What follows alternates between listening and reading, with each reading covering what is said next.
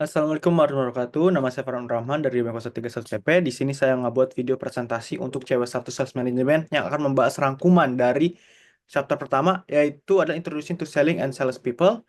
Lalu ya juga untuk yang kedua adalah manajemen penjualan. Oke, untuk bab pertama itu adalah pengenalan penjualan dan person. Apa itu penjualan? Nah, penjualan itu adalah proses penghasilan pendapatan bagi perusahaan. Tanpa penjualan, bisnis tidak akan bertahan. Nah, contohnya itu sebuah restoran cepat saji harus memastikan bahwa mereka menjual cukup banyak makanan agar tetap beroperasi. Itulah kenapa sales penting. Nah, lalu rangkuman yang kedua dari chapter pertama itu ada mengapa penjualan itu penting. Ada 3 faktor, yaitu ada penjualan menghasilkan pendapatan. Kedua, salesperson itu adalah orang yang penghubung utama dengan pelanggan. Lalu yang ketiga, dengan banyaknya perusahaan juga menginvestasikan dana besar mereka untuk melatih salesperson agar mereka lebih efektif karena itu penting banget sales di perusahaan untuk menjual produknya. Lalu rangkuman yang ketiga di kartu pertama itu adalah tipe-tipe salesperson. Di sini ada 3, yaitu ada order taker, order creator, dan order getter. Oke, yang pertama saya jelaskan order taker. Order taker itu adalah yang hanya menerima pesanan tanpa perlu membujuk pelanggan. Nah, kita bisa ambil contohnya itu kasir di supermarket. Lalu juga kalau order creator itu malah mempengaruhi orang lain agar menggunakan produk. Misalkan brand ambassador, skincare. Mereka tidak menjual langsung, tapi mempengaruhi konsumen untuk mencobanya. Lalu untuk order getter, itu ada mempersuasi pelanggan agar membeli produk. Nah, contohnya itu kayak gimana tuh? Contohnya itu adalah sales mobil. Harus meyakinkan pelanggan bahwa mobil yang mereka tawarkan adalah pilihan terbaik sesuai dengan kebutuhan pelanggan. Lalu rangkuman selanjutnya untuk chapter pertama itu ada karakteristik apa sih yang salesperson yang sukses itu? Nah, untuk itu saya mendapat 3 pelajaran. Yang pertama adalah memahami pelanggan dengan baik.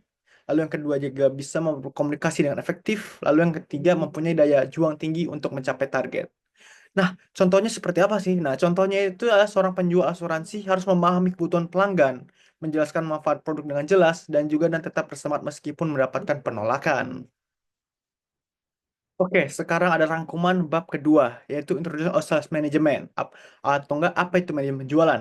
Nah, manajemen penjualan adalah proses mengelola aktivitas tim penjualan untuk mencapai target perusahaan.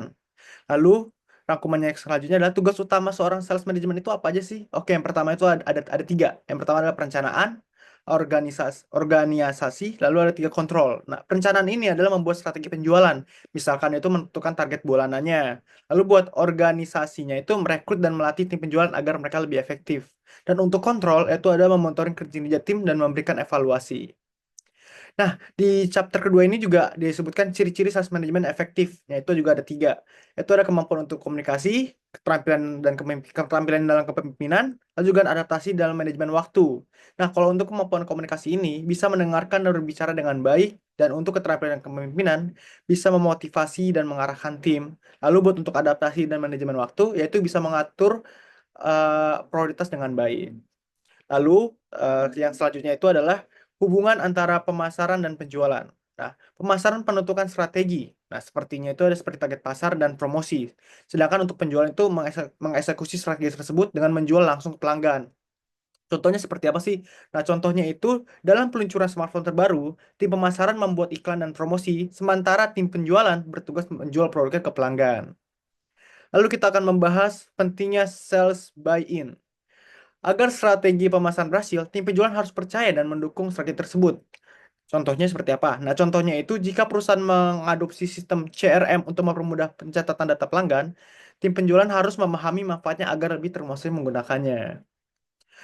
Maka berdasarkan du- 2 kata tersebut, kita akan ada kesimpulannya. Kesimpulannya itu adalah penjualan adalah kunci utama keberhasilan bisnis. Lalu, salesperson memiliki peran penting dalam membangun hubungan dengan pelanggan. Lalu adalah sales manager bertugas juga untuk mengelola tim agar lebih efektif dalam mencapai target. Dan terakhir, kolaborasi antara pemasaran dan penjualan sangat penting untuk keberhasilan strategi bisnis.